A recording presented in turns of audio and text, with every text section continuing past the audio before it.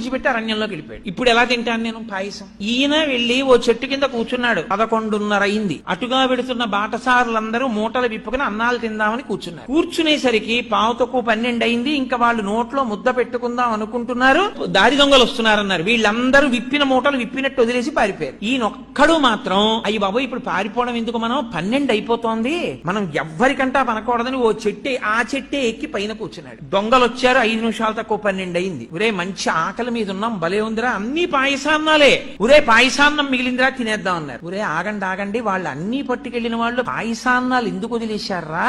మన్ని మట్టు పెట్టడానికి ఇందులో విషం కలిపి ఉంటారు, ఇక్కడ ఎవడైనా ఉన్నాడేమో చూడండి, ముందు వాడికి పెట్టి చూద్దాం అన్నారు. ఖచ్చితంగా 12 అయింది. వాడిని దింపి నోట్లో పెట్టారు పాయసాన్ని. ఎందుకని వాడు పాయసం తప్ప ఏదైనా పెట్టండి, నేను తిన్న పాయసం తప్ప ఏదైనా పెట్టండి అంటున్నాడు. వీడికే పెట్టాలరా పాయసం అని ఖచ్చితంగా 12 పాయసం పెట్టారు. కాబట్టి కర్మవశమున భవమృతి కారణములు చేసుకున్న వాడికి చేసుకున్న